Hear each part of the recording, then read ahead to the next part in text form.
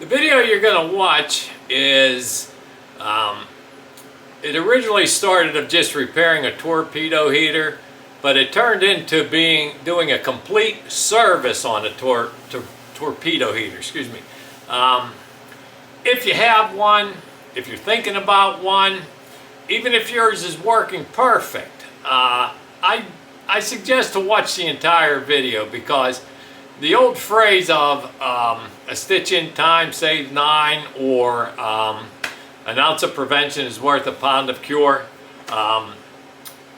You know, this video will show you how you can service it and be prepared for any bitterly cold temperatures. So I suggest watching. It's a lengthy video, I know, but I suggest watching the whole thing through, and you know, hopefully you'll get something out of it. So here's the video. Hello, welcome back to Pete the Mower Guy Small Engine Repair. And on this video, I'm finally going to get to start working on this torpedo heater. I know I mentioned it in a couple videos before that that I was going to repair this. I'll show you what happened. Let me get my flashlight here. I don't know how well the camera can focus in on that, but there are, let me put it this way, 2 wires right here. And what happened was a mouse got in there and chewed it, and the other parts are on the other side somewhere.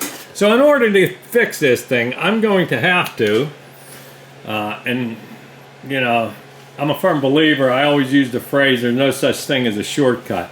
Now, if there was a way possible to strip those wires and not even take it apart, I might do that, but it's just in there too close. So what I'm figuring I have to do is I'm going to have to remove that box, or at least I got to get all of that off. Now, I did already start tearing this thing apart. It wasn't a big deal. I took the bolts off of here that keeps the top down, and I took his side panel off. Well, we were checking this out to see what was going wrong with it, and that's what I determined. It wasn't doing anything. So that's what the video is going to be. I have to take, let's see, this motor serves 2 purposes. It blows the air that's ignited in the fuel inside of this here tank. It blows it, but it's also a pump that pumps the fuel out of the tank and into the nozzle. And the igniter, which is in the box over there, ignites the fuel, and that's what forces out the heat. And by the way, just to mention this about these torpedo heaters, I know a lot of people probably doesn't have one of these, but if you got a detached garage, or you know, you might even be able to use it for an integral garage, or if you split wood or something like that in cold weather, I'll tell you what, these things are indispensable. You can fire that puppy up on the coldest day where you're splitting wood, and aim that thing at you and keep you nice and warm while you're splitting wood. Or like my shop here, you know, it's a detached garage. I'll come in here, it's only like 7 degrees outside right now, and I'll come in here, I'll fire that thing up, and in 5 minutes I'm in a t-shirt, or at least just a sweatshirt. What I do is I heat the shop up with it, and then once it gets warm enough, I'll put on my electric heater over there, and that'll keep the temperature, you know, comfortable for working. But and you know, I didn't look. I'll look it up next time I come get back on to see what one of these things costs new. But I have noticed that these things are like on Craigslist, or I don't know about that Facebook Marketplace or something like that. But you can get them pretty reasonable, and they're not that hard to work on.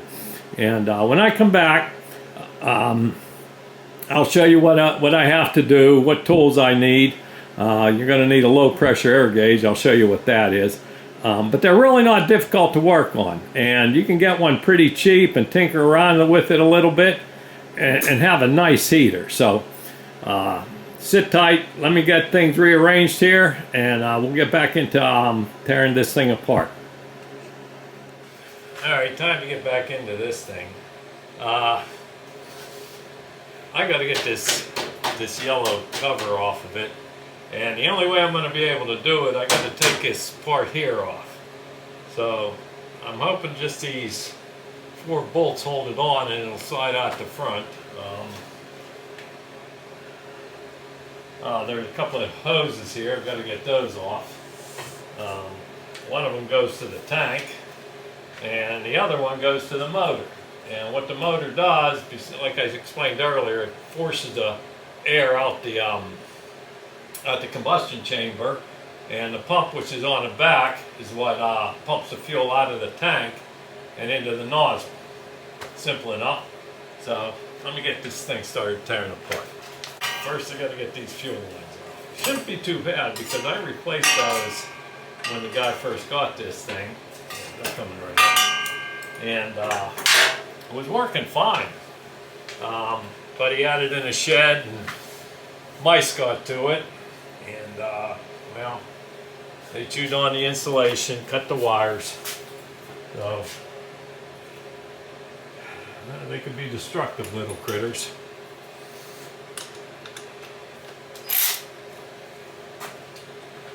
You know what? I'm going to pause this video here, and I am going to put on my my speaker microphone. So let me just pause. All right, now I have on my external speaker. It should be easier to hear me.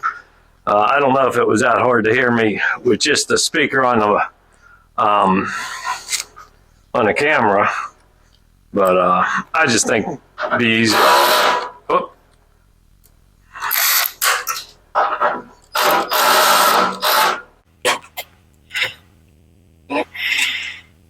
Right size.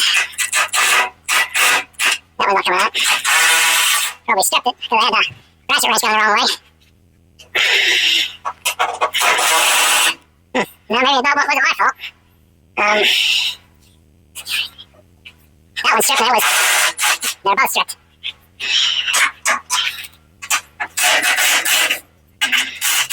That one come out.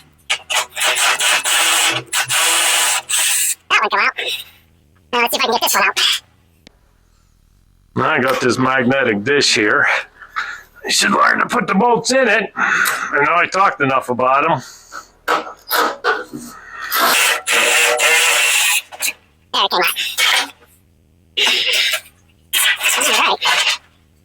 I was stuck on it. Oh, there's also this light that tells. Oh, that's simple enough. Just unplug it from the motherboard.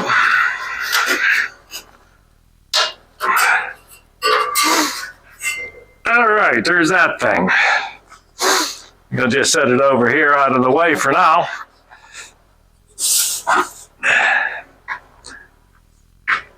And let's see.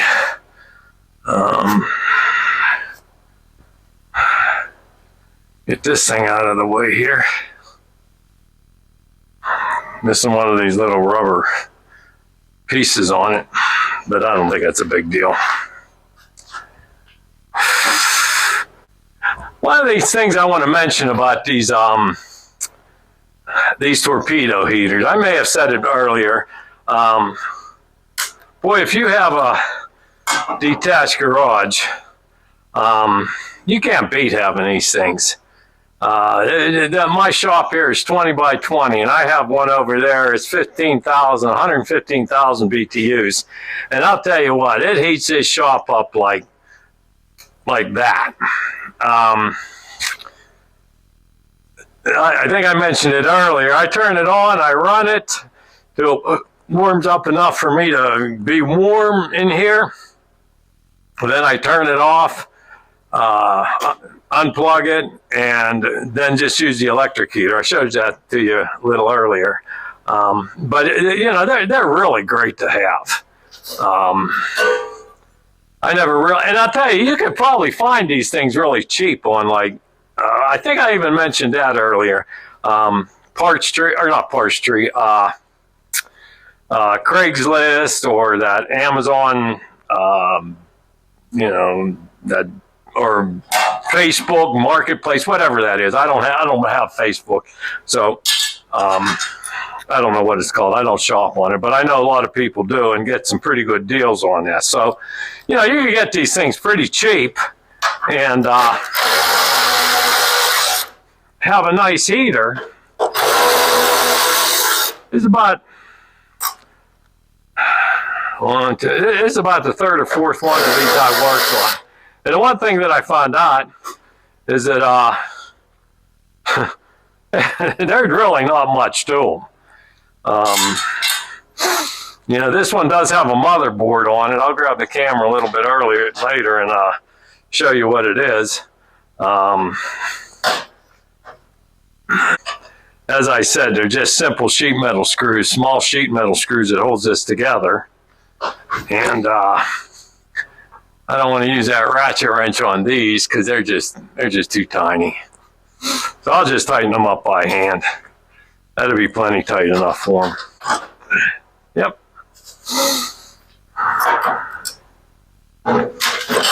There we go. Let's just see if I can maybe move this thing out of the way. I'm disconnecting a bunch of wires.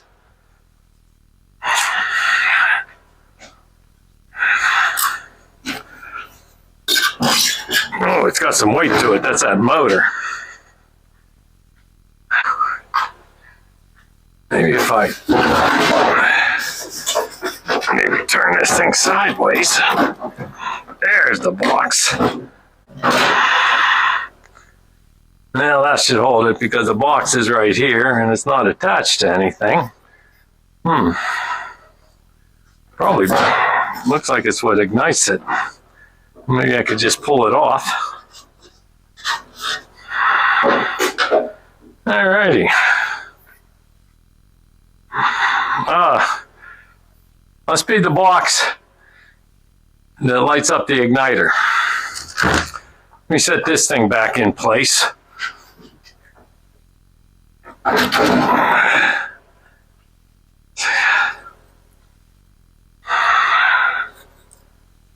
And there's the two wires.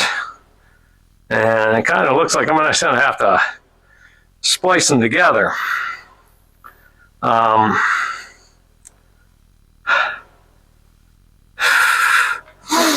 I don't know if I could, let me see if I could unplug this. Yeah, that's easy enough. See where they chewed them off? This is the part that plugs into the motherboard. And this is the part that lights up the igniter. Now, there's not much wire there. You can see. I'm going to try to strip a little bit of that off of it. And I'd like to put connectors on there, but I don't know if that's going to work or not. What I'll do, I'll strip each one, I'll twist the wire, and I'll put a little bit of liquid tape on it, and hopefully that'll protect it. So, but that really surprised me. There's nothing really holding that thing on. It's not like it's bolted into the tank. So, all right, let me, oh, look at that. Might started to chew into that one. I don't see any copper, so that's that white spot right there. Let me see, can you see that? That's that white spot. I'll put some liquid tape on that too. So let me pause it here, reposition the camera, and I'm going to sit down and see what I can do about this. Well, I wasn't too pleased with the way that video turned out about me doing the repair on this, and it really wasn't anything to see. I tried to solder the wires together, and my soldering gun just wasn't working right. And I thought, well, I'll connect them with a butt connector. And yes, that is actually what it's called. This is a butt connector. I know the camera's not going to focus too well in on it. Maybe it will. But what it is, it just connects wires together. You strip the end of the wire, insert it in there. There's a tool. Usually if one of these wire strippers has it, that smashes the inside of that against the wire. So I did that on the one side. I did it on the other side. Smashed it together. And then just for safety, I coated it with what's called liquid tape. Liquid electrical tape. this stuff here. Pretty handy stuff to have. Took me a long time to get some, but when I finally got it, I'm really pleased with this stuff. You know, you just coat your wires, any bare wires with it, and that way it won't short out. So anyways, this thing here is called an igniter. And what it does, it ignites the fuel that's being sprayed into the combustion chamber. And I'm going to pause this camera right here, right now, and I'm just going to show you, I'm going to disconnect it from the tripod, show you just how these things work. They're really simple. But boy, they do put out a lot of heat. So let me pause it and grab the camera, and I'll just go around and show you what it does. All right, let me show you how this thing operates. It's pretty cool. So I lightly put this together. I just put this on. I didn't bolt it on yet. But what happens is when you turn the switch on, this thing has a igniter. It sends current to this igniter. Let's see if you can, yeah, it sends it, and it has a couple of, this one here has a couple, like, looks like spark plug boots on it. And it is connected to, where did I put it? Here it is. This gadget right here. This is the igniter. This is what actually lights the fuel. So when you turn it on, it doesn't kick on right away. It starts to heat this up. And when after it heats this up after a few seconds, the motor kicks on, and that's this right here. Now, as I was saying, this motor does two things. It blows the air, you know, of course it's getting caught on something. It blows the air into the combustion chamber, and it also operates this pump. And the way this pump works is it blows air into these here, and inside of there is a nozzle. And it blows air, and that's what draws fuel up out of the tank. The igniter lights the fuel, blows, heats this chamber up, that's the chamber, and this plate here actually glows red hot. And she puts out a lot of fuel. Now, I don't know about this particular unit. I know my unit, you can use kerosene, you can use diesel fuel, you can use jet fuel. I guess jet fuel and diesel fuel are about the same thing. You can use all three. I found out the diesel fuel, and it's hard to believe because kerosene isn't subjected to the taxes that that over-the-road fuel is. But diesel fuel was less expensive than kerosene. Kerosene ended up costing like $6 a gallon. And I think the diesel fuel was somewhere more or less around $4 a gallon. So I ended up putting diesel fuel in mine. But, oh, by the way, I have an external speaker on. And boy, this external speaker, or not speaker, microphone, is really sensitive, and I don't have a breathing problem. So if you heard some wheezing, I wasn't wheezing. That's just how sensitive this is. So I put the microphone on top of the beak of my hat instead of underneath it. So hopefully it won't make any distracting noises. So anyways, that's the way this unit works. It has a motherboard on it, and I think it has a digital temperature readout. By the way, this thing right down in here, this black thing right there, that is a photo cell. And that tells the unit that fuel is ignited. And if it doesn't sense that light, that heat, the light, then it'll shut the unit off. And this unit also has on it, and where is it here? It also has a temperature gauge. I don't see where it is, or like a little unit that, oh, it's down underneath there. Right down there. Get these wires out of the way. Right there. That thing there is what's telling the unit what the temperature is. So, I guess you set this, I don't know, I don't have a unit, an owner's manual or anything on it, but I'm going to guess that's what tells this unit what the temperature is to shut it off and then kick back on when it gets colder. And also I mentioned this right here, this is a low pressure air gauge.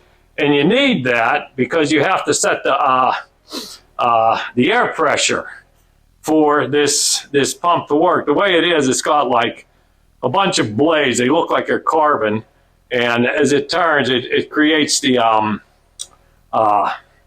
pressure to force the fuel out of the tank and into the combustion chamber. And on these units, you know, this thing's pretty sloppy around, but on these units is, well, it's not on that one. Let me look around here on the other side. Oh, yeah, all of these numbers there's numbers here. I don't know if I can really zoom it in, but I'll have to put my glasses on to see it. But somewhere on here, it tells you what the air pressure should be. And it's like 7 psi or 5, I don't know. And also, I think it probably, that's right there, that label. I could probably find it on the internet, so it's not a big deal. This thing also has a fuel gauge, which is pretty varnished up. I don't know if it can clean up or not. I would guess that's probably a 10-gallon tank, probably at least 7. These are nice to have. These really are. Like I was saying on the other videos, is if you got an area that you need to heat up quick, boy, I'll tell you what, these puppies will do it. One thing that I do suggest is that when you do turn it off, or you don't need it, turn it off and unplug it. Because remember, this thing has an open flame inside of this combustion chamber. And you don't want any like gasoline or anything in your shop when you're running this thing. So that's about it. Hey, this thing even has a little drawer. This part here where the switch is fits right here. And this thing's got a little drawer on it, I guess. I don't know. You can keep stuff in it. But nice unit, really a nice unit. So I couldn't guess how much, but I did look these up on like Craigslist, and some of them were really going really inexpensive. I mean, you know, I think I saw 3 of them for like $150. You know, and that's what they were advertising them for. I don't know. Buying a new one, you know, this here, it has 190,000 BTUs, and that's a lot of heat. You probably see these, if you're a sports fan, you probably see these at football games when for the players to warm up to. Oh, by the way, one other thing: kerosene, diesel fuel, home heating oil. Those are oils. And remember, if you're going to fill this unit up and you spill it, try to make sure that you wipe the spill up, because it's not going to evaporate. It's not like gasoline. It's not going to go away. And so you have to wipe it off. I'm not exactly sure if this thing was glued down or if it was just setting on there. It looks like it has a couple of areas for screws to hold it on, but I don't see anywhere that there were screws holding this on. So, but if there was like a double-faced tape or something that was holding this down, or holding one of these units down, that diesel fuel will dissolve it, or the kerosene, home heating oil, it'll dissolve that glue and that'll come loose. So anyways, I'm gonna pause it here. It's gonna get really super cold here in the Pittsburgh area tomorrow, Tuesday and Thursday. Today's Sunday, I don't know the exact date. It's going to get really super cold. So that'll give me a good reason to come into the shop and reassemble this thing and see if I can get it to run. So sit tight. I'll be back out tomorrow. Well, it's the next day, and boy, is it cold outside. I woke up this morning. I have one of those weather stations, whatever, that has a unit that sits outside, tells you the outside temperature, tells you the inside temperature, the phases of the moon, all this other stuff. Of course, the only thing I'm interested in is what the outside temperature is, what the inside temperature is. Mostly the outside temperature. And I got up this morning, it was -1 degrees. Now, when I worked at the cemetery, and I tell everybody this, coldest day on record in the Pittsburgh area, 22 below zero. I think it was January 19th, 1994, and we opened a grave in it. And I'm also pretty sure it was also the longest stretch where temperatures didn't get above zero.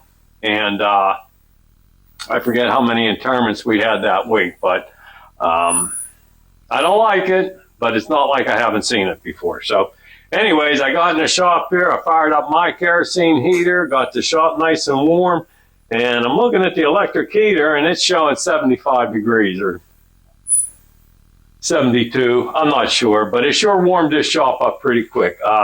20 by 20 shop, and who knows how long it would have took that electric heater to heat it up. So anyways, I'm back in the shop. One of the things I found out is when you're working on a piece of equipment, first you got to get it running and hope there's no other issues with it after that. And you can't figure out if there's any other issues until you at least you get it working. Whether it's a torpedo heater or it's an engine, you got to get it running first to find out what else you have to do to it. Which I did, got it working, the igniter works, but it wasn't firing right. It was shutting off, letting out a plume of smoke. And so now I'm just doing a complete service on it. And as I showed you yesterday, I'm going to put this nozzle here in this little screen thing here. And I'm going to put this in the ultrasonic cleaner.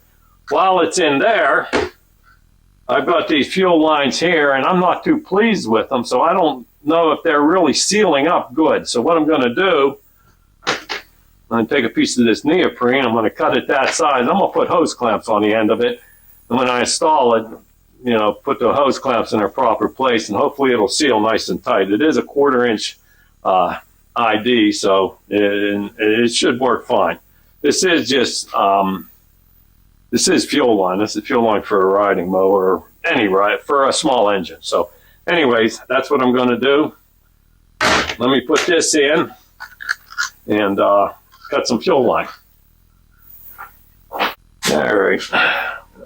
Position this down a little bit. I'm going to cut this fuel line probably at least 1 inch longer.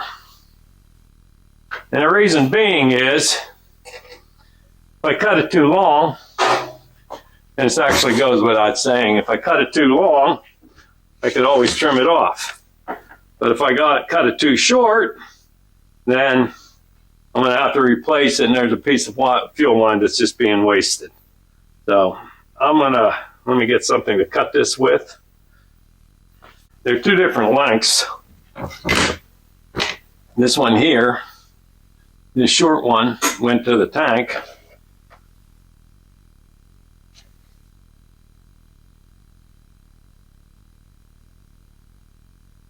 Now I'm going to cut it about a 1/2 inch longer.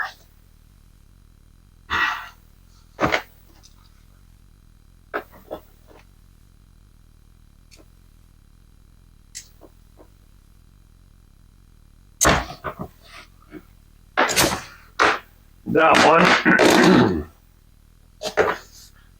And now this one.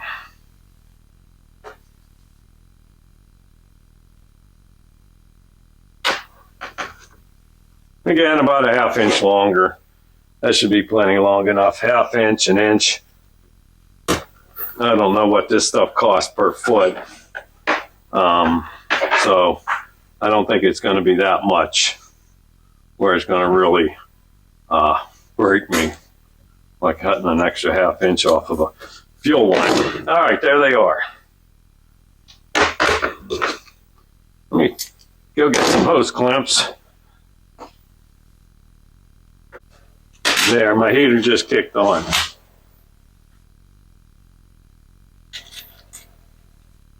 Pair of pliers.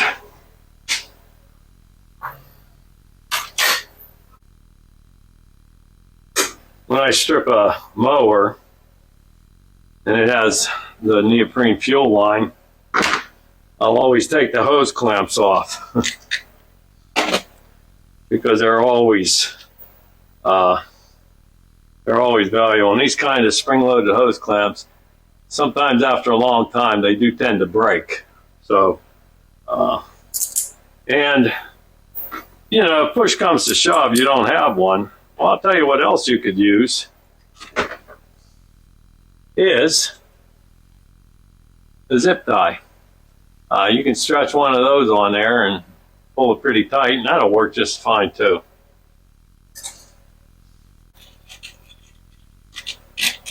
Trying to dig through here, trying to find the right sizes.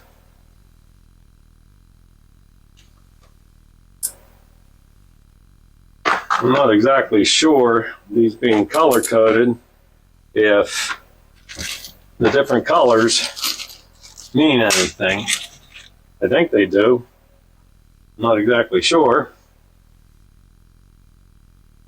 But as long as they fit the hose, that's all that matters to me. All right. Ready to install. Now,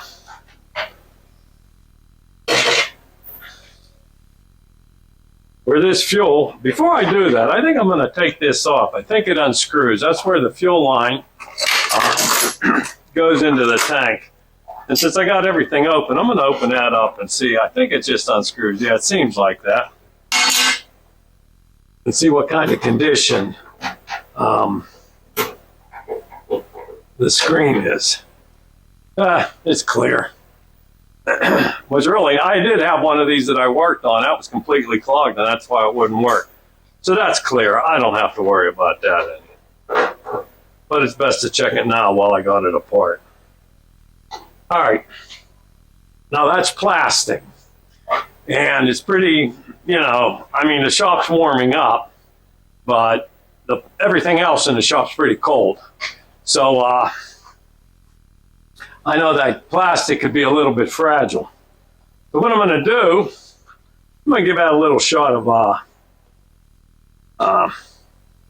WD-40. Well, that's not the WD-40. I go through this stuff so much. I buy it in a gallon jug, WD-40, and put it in a spray bottle. And I also bought a gallon jug of PB Blaster and put it in a spray bottle. Handy thing to have. All right, this particular nozzle here is the one that comes out of the tank. So that would have been the shorter one. And fits through there okay, but I kind of jumped the gun putting the clamps on. Because there's a hole in the housing here that the fuel line feeds through.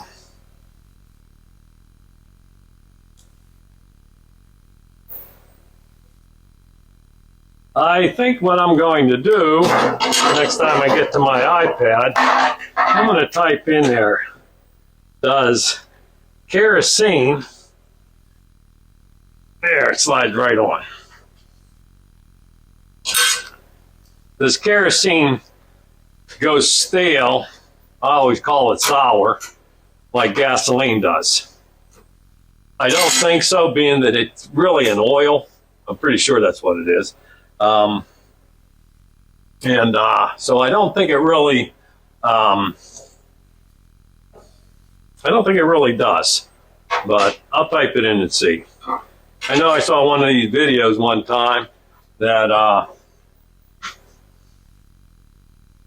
I think it was Diesel Creek, and great videos to watch too, that the guy, okay, that's not fitting through there.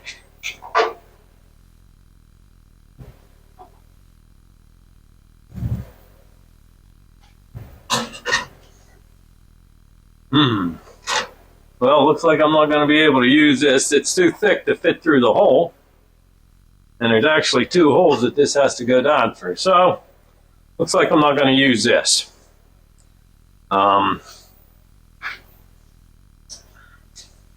This here fuel line is Tygon. I think it's Tygon, or it's an imitation Tygon. It's still an idea quarter, but it's a lot thinner. So I think I'll take a piece of this and see if I can find a couple of clamps for it also.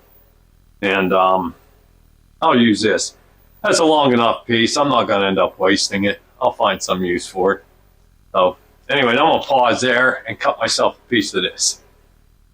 All right, I got the fuel line on. Let me show you. Bring it over here. Now, here's the fuel line. the plastic fitting, and what I did, I sprayed that with some WD-40, slid it on, I got a hose clamp on it. And here's the other end, that goes to the nozzle.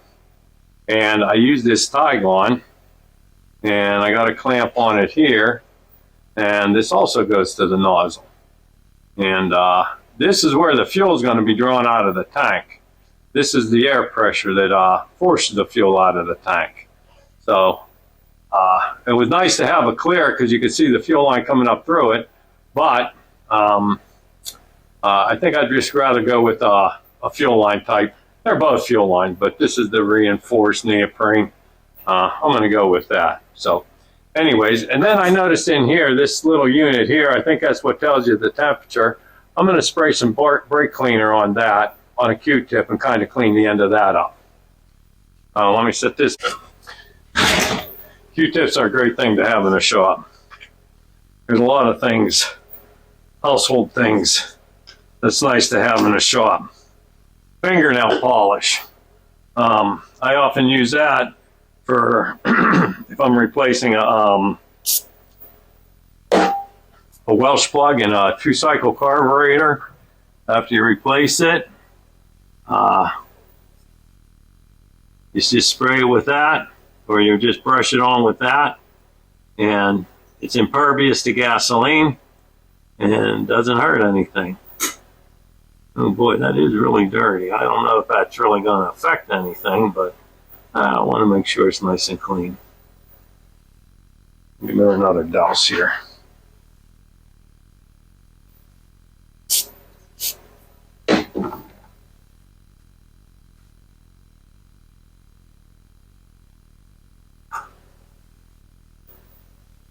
As I was saying yesterday, who really ever uses brake cleaner to clean brakes anymore?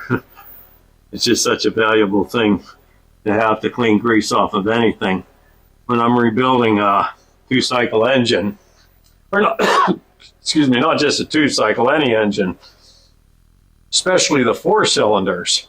When I open up the crankcase, and after I get done doing what I have to do, I'll take it outside and I'll just douse the whole inside with brake cleaner, aiming it so that everything that's any trash inside of there flows out with the brake cleaner, then blow it out with the air gun, and nice and clean, no oil.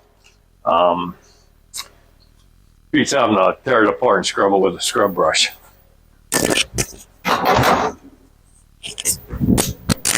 Drop my microphone.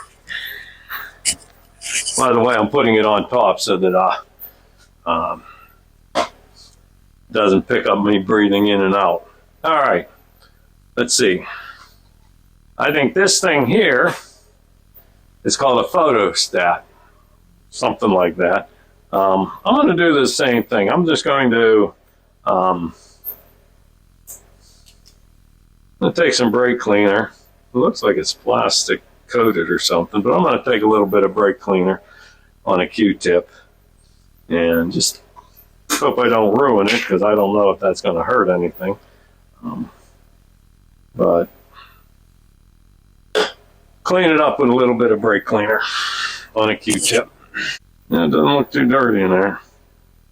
Yeah, it didn't bring anything out in it, so that's clean. And that's an important thing to see. Sometimes a spider will build a web inside, a cobweb or something build up inside of there, and the unit can't tell whether the combustion chamber, that's what it does. It tells the unit that the flame is going inside of the combustion chamber.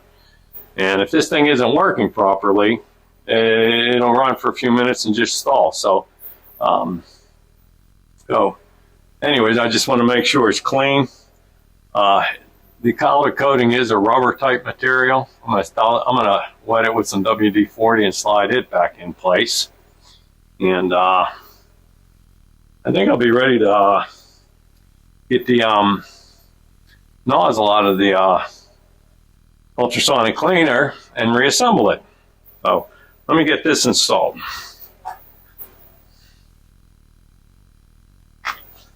I really want to be careful I don't get any WD-40 on the inside, so I'm just going to wet the outside with my fingers. It fits right inside of here.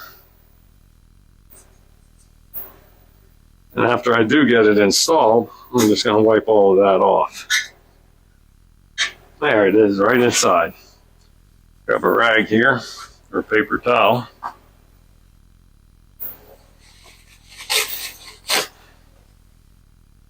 By the way, if you have been watching this video this far,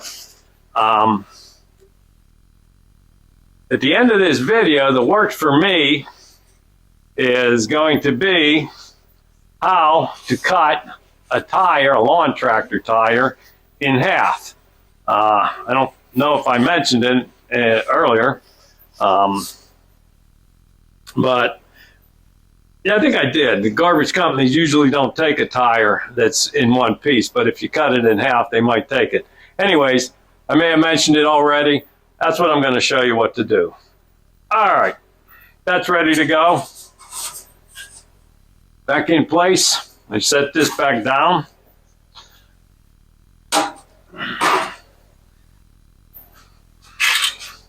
Let's go get the nozzle and see what it looks like. Well, I did clean up some of that carbon off of there, but I don't think it's been in there long enough. So I'm going to go ahead and set this back in there and leave it in there for an hour while it heats up, and the solution heats up, and maybe get that a little cleaner. I think it's good enough. But I got to pause it anyways because I've got things I have to do. And when I come back, I'll pull this nozzle out and see how it looks. So I'll be back. Well, it looks like winter has returned to western Pennsylvania. Before I came down here, it was 12 degrees outside. It's lightly snowing. I think we're supposed to get less than an inch, but it's pretty cold outside. And, well, I'm back in the shop, and I soaked this, this nozzle in the ultrasonic cleaner, and the solution I have in there is clock cleaning solution. It really does a great job. I was into rebuilding antique clocks, and this ammonia concentrate cleaning solution does a fantastic job. Look at that nozzle, man. That looks like that just came off of the assembly line. I held it up to the light. I could see right through it. That nozzle is like new.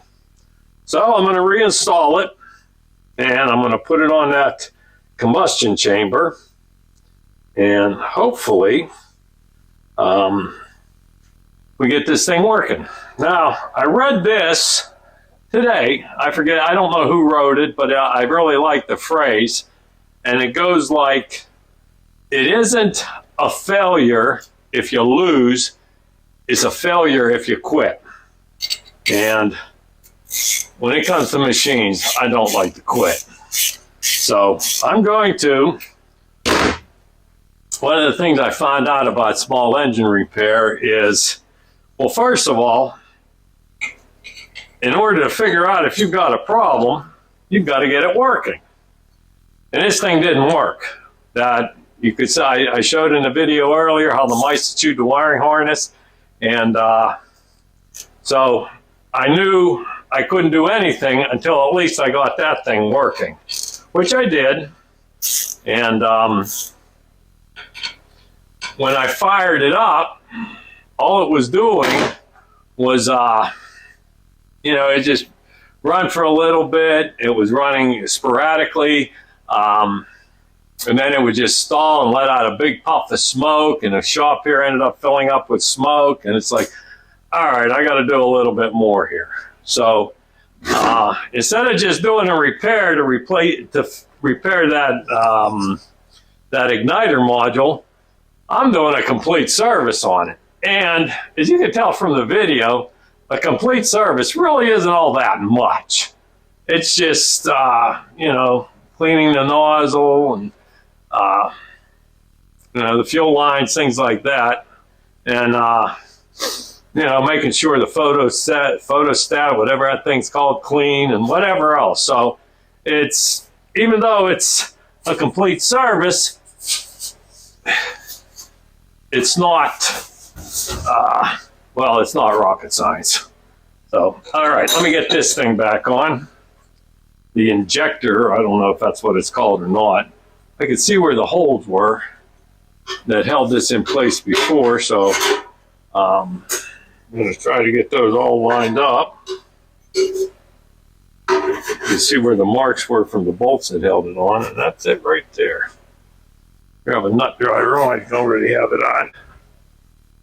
Again, and you know, one of these things, when I put these bolts in, what I'll do is I'll back the bolts out until I feel them drop into place, and then I'll start them back in, and that way they don't get cross-threaded.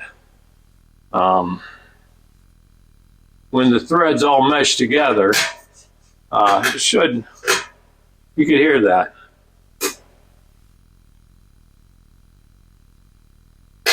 Hear that drop into place?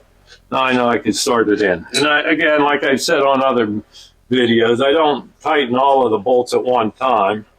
I get them all started, and then there it is, dropped right into place. And then I'll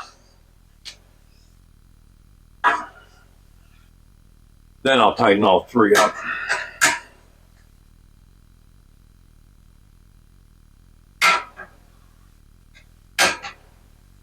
All right, combustion chamber is ready to install.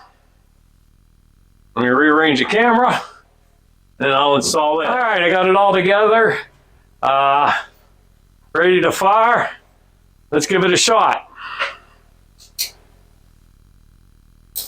Actually, I did fire it up, and well, we'll see the result.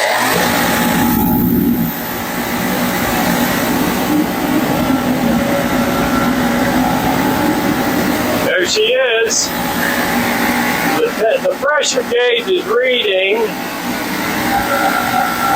about, it looks like 5, and it's supposed to be 8.5. So I'm going to adjust that screw and see if I can get it set right.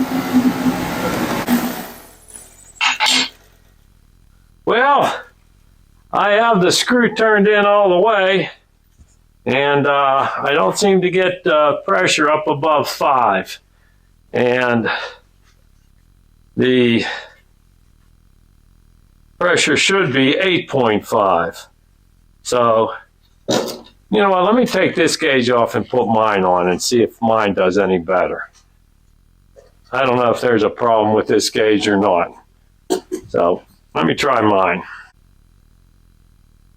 I'm checking to see if the threads are the same, and they don't seem, no, they don't seem to mesh. So I'm not going to be able to use my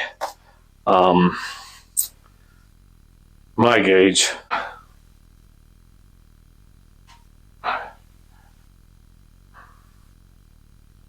All right, let's try it one more time.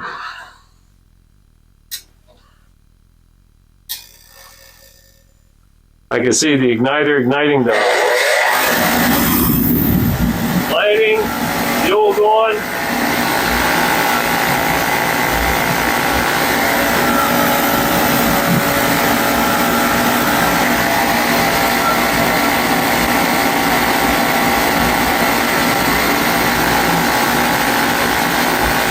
Now it doesn't seem to want to go above 5, but it's working. I got that thing turned in all the way. I may just open it up a stretch.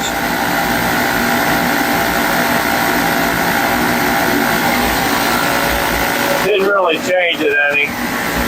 So there may be a little issue with that. I might just take that apart and just see if there's something holding it up. But in any case, it's working.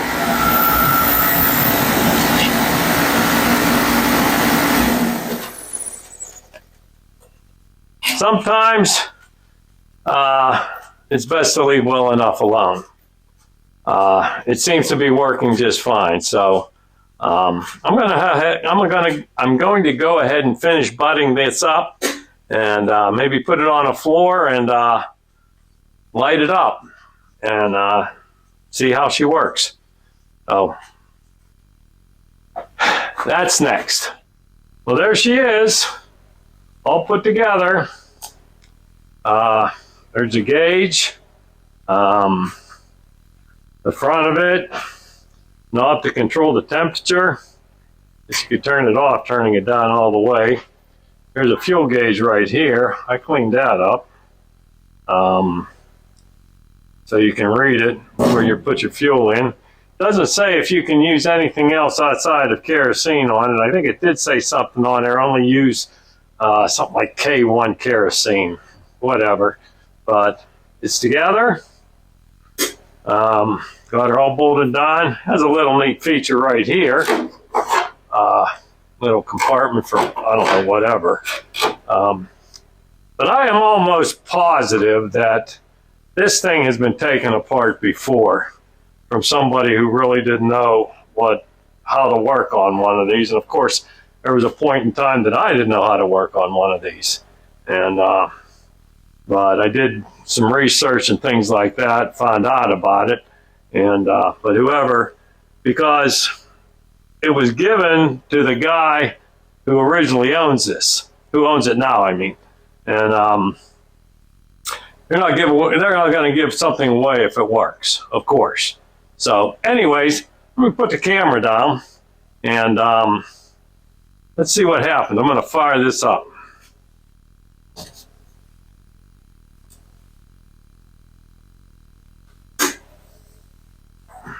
Plug her in.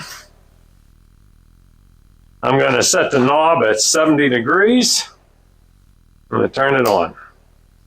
And it's reading 64. Now let's grab the camera here. There she goes.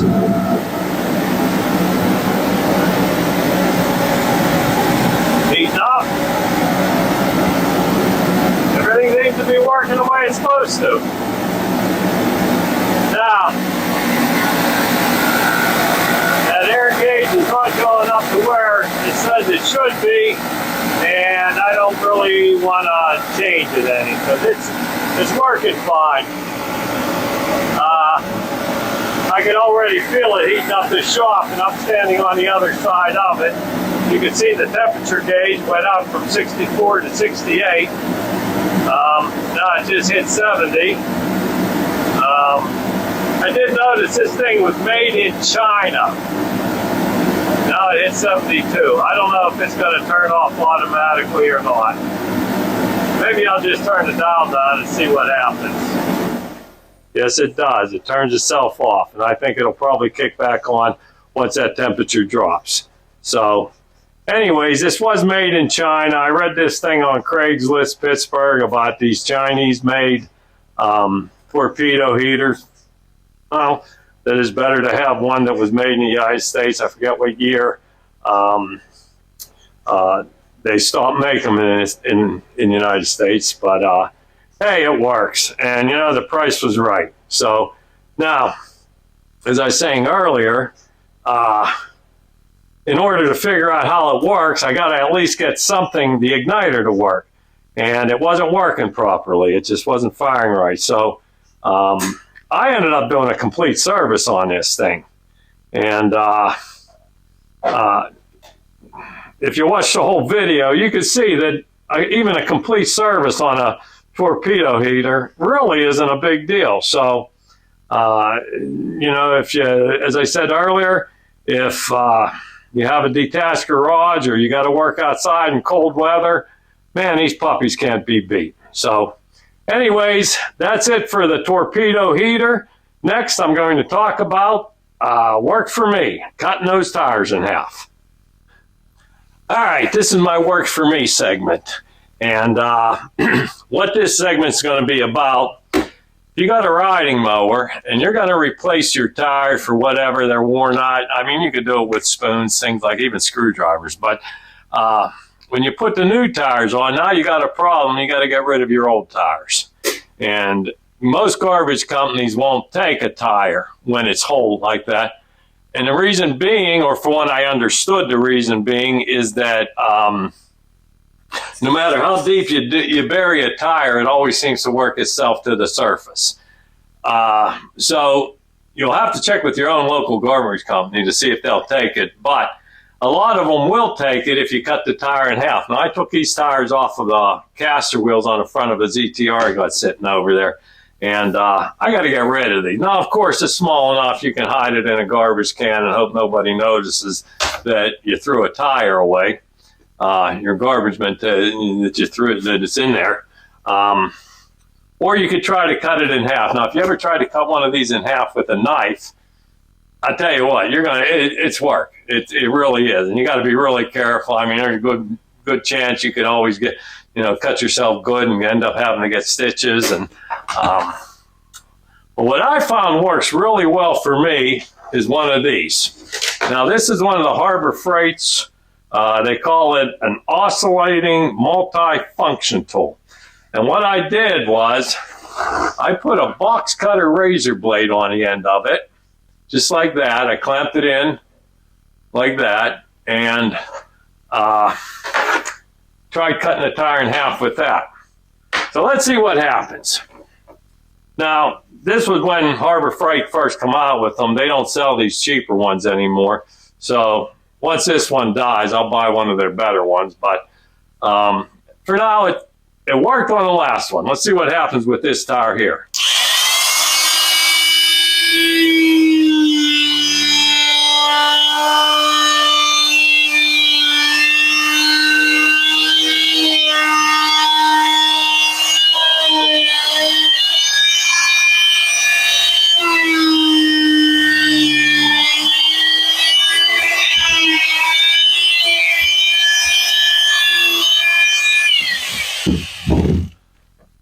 Less than a minute. Now, like I said, I don't know if the garbage men in your particular neighborhood has a problem with this, taking this. I don't see why, because now all it is just two chunks of rubber. And it works great. It works great for cutting tires in half. Doesn't work on automobile tires because they got steel belted radials and you'll destroy that blade in no time at all. But when it comes to riding mower tires, look how thick that rubber is, and went right through it. So that's my work for me segment. Thank you for watching. Subscribe, give me thumbs up, all the rest. I know these videos are kind of generic. This is only like my 4th or 5th one, but as time goes on, if I get more subscribers and things like that, I'll invest in more stuff to make better videos. But if you enjoyed this, like I said, give me a thumbs up, subscribe to it, and well, thank you for watching. See you on the next one.